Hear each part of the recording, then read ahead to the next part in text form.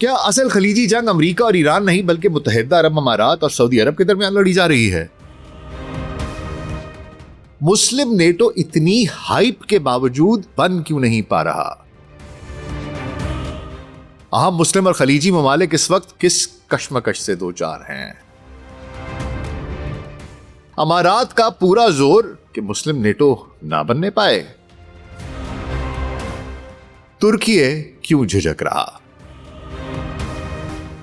پاکستان محتاط کیوں ہے؟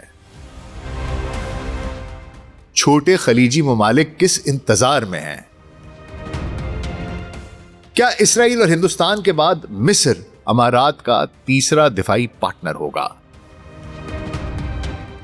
کیا یہ متحدہ عرب امارات کا اپنا ایمبیشن ہے؟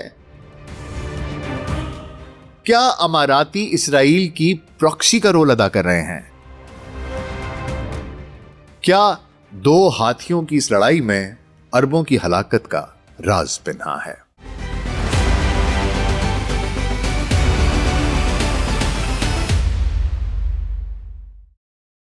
گلوبل سچ پوڈ کاسٹ ڈاکٹر ناصر بیگ کے ساتھ آپ کی خدمت میں حاضر ہیں جی۔ السلام علیکم۔ مشرق وسطی میں ایران، امریکہ اور اسرائیل کے درمیان ہونے والی حالیہ ہولناک جنگ کے باعث جہاں پورے خطے کا جیوپولیٹیکل نقشہ تبدیل ہو چکا ہے، وہاں خلیج فارس میں ایک ایسا خوفناک اور پوشیدہ مارکا جنم لے چکا ہے جس نے خلیجی ممالک کے اتحاد کے پرخچے اڑا دیے ہیں۔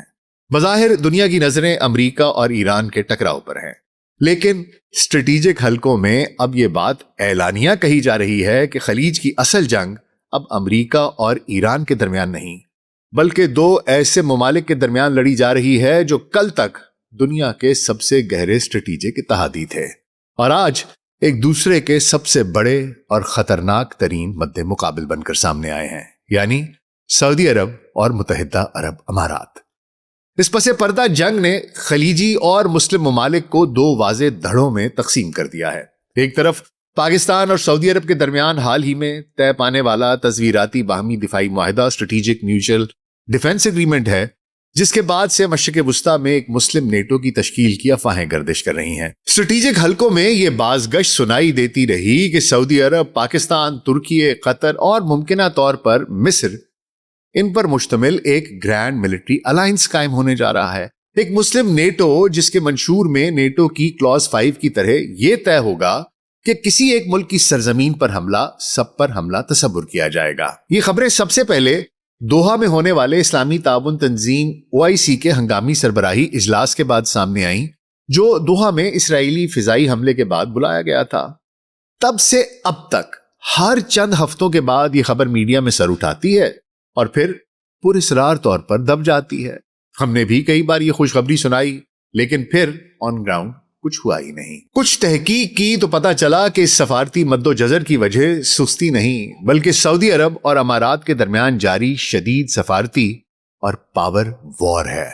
متحدہ عرب امارات کے اوپیک سے نکلنے کے بعد سے ان دونوں خلیجی طاقتوں کے درمیان خلیج تعاون کونسل کی قیادت اور خطے کا بلا شرکت غیر چوہدری بننے کی اعلانیہ جنگ جاری ہے۔ دونوں ممالک نے اہم اسلامی و خلیجی ممالک کے ساتھ کس سطح پر رابطے قائم کیے، اور یہ جنگ ان اہم مسلم ممالک جیسے ترکی، پاکستان، قطر، دیگر خلیجی ممالک کو کس طرح اثر انداز کر رہی ہے۔ متحدہ عرب امارات نے اپنا ترپ کا پتہ چل دیا۔ کیا مصر اب متحدہ عرب امارات کا دفاع کرے گا؟ آج اس سب پر بات ہوگی، تو حضور اگلے 10 سے 15 منٹ کے لیے دھیان ذرا ادھر، اور اگر ہمارا کانٹینٹ پسند آ رہا ہے تو ویڈیو کو لائک اور چینل کو سبسکرائب کر دیجیے گا۔ تو آئیے آغاز کرتے ہیں۔ اچھا حضور، میں چاہوں گا کہ ایک ایک کر کے یہ جو مجوزہ نیٹو کے پوٹینشیل ممبرز ہیں ان کو ذرا ڈسکس کر لوں کہ ان دو ہاتھیوں کی لڑائی میں ان کے ساتھ کیا ہو رہا ہے۔ سب سے پہلے ترکی، دو کشتیوں کا سوار اور اسٹریٹجک تذبذب۔ اس بساط پر سب سے بڑا کارڈ ترکی کا ہے، جس کو اپنے کیمپ میں لانے کے لیے ریاض اور ابوظہبی میں دونوں میں بہت ہی بے چینی پائی جاتی ہے۔ ہر کوئی بے چین ہے دونوں میں سے، وہ کہتا ہے کہ میرے پاس آ جائے ترکی، اور دوسرا کہتا ہے کہ میرے ساتھ آ جائے۔ حالیہ مہینوں میں سعودی عرب اور متحدہ عرب امارات کے وزرائے خارجہ نے یکے بعد دیگرے انقرہ کے ہنگامی دورے کیے۔ سعودی وزیر خارجہ نے ترکی کو اس مجوزہ مسلم نیٹو میں شمولیت کی باقاعدہ دعوت دی تاکہ انقرہ کی جدید ترین عسکری طاقت اور ڈرون ٹیکنالوجی کو اس الائنس کا بازو بنایا جا سکے۔ جبکہ دوسری طرف اماراتی وزیر خارجہ نے انقرہ پہنچ کر ترکی کو اس اتحاد کا حصہ نہ بننے کے لیے قائل کرنے کی کوشش کی اور بھاری معاشی سرمایہ کاری کے پیکیجز سامنے رکھے۔ دیکھیے حضور، ترکی اس وقت شدید اسٹریٹجک تذبذب کا شکار ہے کیونکہ اس کے دونوں ممالک کے ساتھ گہرے مفادات وابستہ ہے۔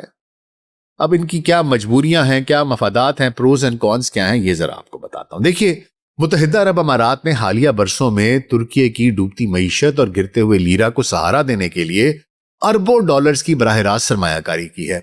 انقرہ کے مالیاتی مفادات، خاص طور پر افریقہ میں امارات کے ساتھ مشترکہ پورٹ اور لاجسٹک منصوبے امارات کی مرہون منت ہیں۔ اور حضور مزید برآں واشنگٹن کی لابی میں امارات کا اثر و رسوخ ترکی کے لیے امریکی انتظامیہ کے ساتھ تعلقات کو متوازن رکھنے کا ایک بہت بڑا ذریعہ ہے۔ لیکن دوسری طرف اگر ترکی اس سعودی اتحاد سے باہر رہتا ہے تو وہ عالم اسلام کی قیادت کے اپنے وسیع تر جیو پولیٹیکل ویژن سے دور ہو جائے گا۔ وہ آج بھی یہ چاہتا ہے کہ جیسے وہ خلافت عثمانیہ تھی اسی طرح ترکی ایک دفعہ پھر پوری دنیا کے اوپر جتنے بھی مسلمان ممالک ہیں ان کا بڑا بنے، خلیفہ والی وہی جو فیلنگ ہے وہ دوبارہ آئے، اور وہ چاہتا ہے کہ ہم اسی طریقے سے قیادت کریں جیسے کہ ہم نے پہلے کی تھی۔ اور اگر وہ یہ کر لیتا ہے تو وہ اس ویژن سے اپنے دور چلا جاتا ہے، اور سعودی عرب جیسے کہ اس کی توانائی کے سب سے بڑے مرکز سے اس کے جو اسٹریٹجک تعلقات ہیں وہ بھی اس سے سرد پڑ سکتے ہیں۔ ترکی کی کمزوری اس کی معیشت ہے، اور اسی معاشی مجبوری کی وجہ سے صدر طیب اردوان فی الحال انتظار کرو اور دیکھو، ویٹ اینڈ واچ کی پالیسی پر عمل پیرا ہیں، اور اسی وجہ سے انہوں نے نیٹو میں، اسلامک نیٹو میں شمولیت اختیار ابھی تک نہیں کی۔ دوسرا ملک اس فہرست میں جناب ہم خود ہیں، پاکستان۔ دیکھیے حضور، اس خلیجی سرد جنگ میں جس ملک نے سب سے پہلے اور سب سے زیادہ بھاری معاشی و سیاسی قیمت چکائی ہے وہ پاکستان ہے۔ سعودی عرب کے ساتھ دفاعی معاہدے پر دستخط کرتے ہی متحدہ عرب امارات کے پاکستان کی طرف رویے میں واضح سرد-مہری دیکھی گئی تھی۔ سب سے پہلے امارات نے پاکستان کے اسٹیٹ بینک میں بطور مالیاتی ریزرو رکھے اپنے 3.5 ارب ڈالر فوری طور پر واپس مانگ لیے، ہم نے دے دیے۔ اب دوسرا ایشو یہ ہے حضور کہ متحدہ عرب امارات میں اس وقت تقریباً 17 سے 19 لاکھ پاکستانی برسر روزگار ہیں، جو انڈیا کے بعد وہاں دوسرا سب سے بڑا تارکین وطن کا گروہ بنتا ہے۔ یہ لاکھوں پاکستانی سالانہ 5.5 ارب ڈالر سے زائد کا زر مبادلہ ریمیٹنسز کی صورت میں پاکستان بھیجتے ہیں، جو اسٹیٹ بینک کے غیر ملکی ذخائر کو سہارا دینے اور ملکی معیشت کا پہیہ چلانے میں ریڑھ کی ہڈی کی حیثیت رکھتا ہے۔ اسٹیٹ بینک کے حالیہ اعداد و شمار کے مطابق صرف ایک مہینے میں یو اے ای سے پاکستانیوں نے تقریباً 700 ملین ڈالر کی رقم، ریکارڈ رقم پاکستان بھیجی۔ اور حضور اب یہاں پر متحدہ عرب امارات نے اپنی ناراضی کا اظہار کچھ یوں کیا ہے کہ امارات میں مقیم کچھ پاکستانی تارکین وطن کو بے دخل کر دیا گیا ہے۔ کچھ کہتے ہیں کہ جی جو شیعہ سیکٹ کے تھے ان کو، اس کے اوپر میں ایک مزید تفصیل سے ویڈیو کروں گا کہ وہ کیا وجوہات بنی ہیں اور ان کو کیسے ہر چیز پتا تھی اور یہ کہانی کیا ہے، یہ بھی میں آپ کو بتاؤں گا۔ لیکن فی الحال آپ اتنا سمجھ لیجئے کہ یہ ایک، جسے کہتے ہیں نا، پاکستان کو وارن کیا گیا تھا کہ بھائی ذرا دھیان سے۔ اور صرف یہی نہیں ہے، امارات نے اسلام آباد کو بالواسطہ طور پر یہ بھی باور کرا دیا کہ تم واشنگٹن کے ساتھ جو اسٹریٹجک اور معاشی تعلقات بہتر کرنا چاہتے ہو اس کا راستہ اب ابو ظہبی سے ہو کر گزرتا ہے، ریاض سے نہیں۔ واشنگٹن میں اماراتی لابی اس وقت اتنی طاقتور ہے کہ اس کے سامنے کسی کی نہیں چلتی، اور چونکہ امارات کے اسرائیل کے ساتھ گہرے مراسم بن چکے ہیں، اس لیے واشنگٹن کے تمام جو زائنسٹ ہاکس ہیں، جو صہیونی ہاکس ہیں، وہ امارات کی مٹھی میں ہیں۔ پاکستان کی مجبوری اس کی کمزور معیشت اور IMF پر انحصار ہے۔ یہی وجہ ہے کہ پاکستان اس وقت انتہائی محتاط ہو کر چل رہا ہے اور امید کر رہا ہے کہ دونوں میں صلح ہو جائے، کوئی راستہ نکل آئے کہ یہ دونوں مسلم ممالک جو پوری کی پوری مسلم امہ جن کی طرف دیکھتی ہے، کسی طریقے سے یہ جو ناچاکیاں ہیں یہ ختم ہو جائیں، کیونکہ ہم دونوں میں سے کسی کے ساتھ بھی بگاڑ پیدا نہیں کرنا چاہتے۔ تیسرے نمبر پر جناب فہرست میں جو دیگر GCC سٹیٹس ہیں، خلیجی ممالک ہیں، ان کا نمبر آتا ہے۔ دیکھیے حضور، جہاں تک یہ باقی خلیجی ممالک قطر، کویت، بحرین اور عمان کا تعلق ہے تو یہ سب اس وقت شدید احتیاط سے کام لے رہے ہیں، بہت محتاط ہیں، انتہائی محتاط ہیں۔ حال ہی میں ایک انتہائی اہم سفارتی پیش رفت میں قطر کے وزیر خارجہ نے متحدہ عرب امارات کا دورہ کیا اور اماراتی قیادت سے بند کمرے میں ملاقات کی۔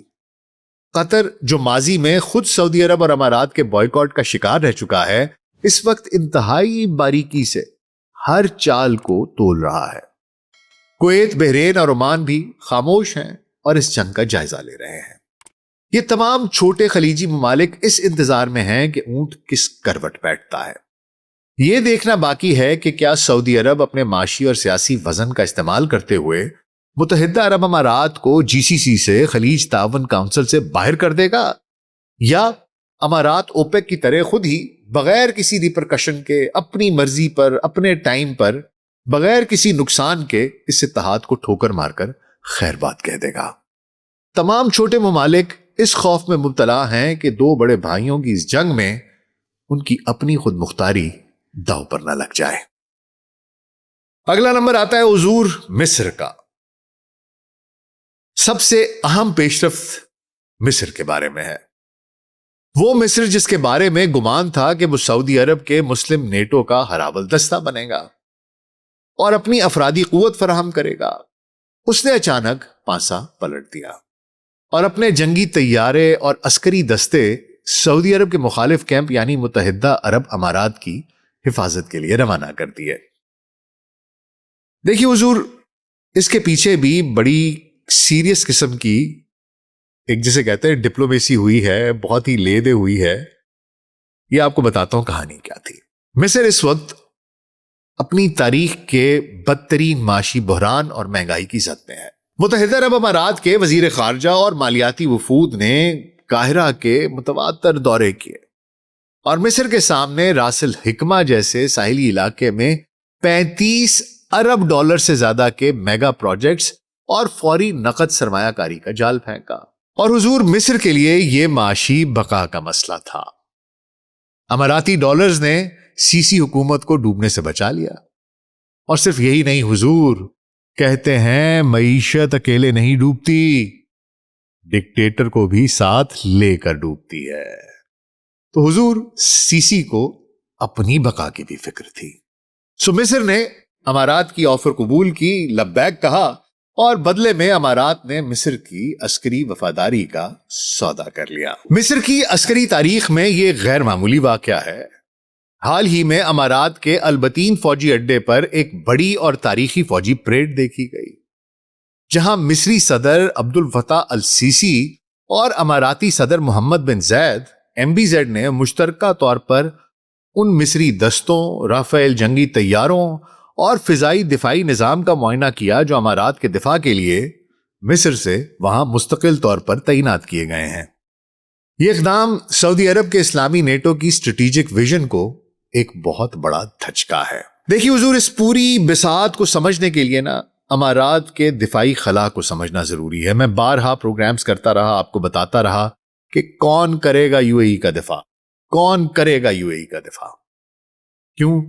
کیونکہ حالیہ ایران امریکہ جنگ کے دوران امارات کے آئل فیسلٹیز پر اور ابوظہبی میں واقع براکا نیوکلیئر پاور پلانٹ پر ہونے والے پراسرار ڈرون حملوں نے امارات کی سیکیورٹی انفراسٹرکچر کی قلعی کھول دی اور اسے امارات کی سب سے کمزور کڑی، the most vulnerable link ثابت کر دیا۔ آج بھی خبریں مل رہی تھی کہ 5-6 انہوں نے کہتے ہیں ہم نے ڈرونز مارے ہیں۔ They are vulnerable. Why are people attacking them? Because they know that امارات is vulnerable.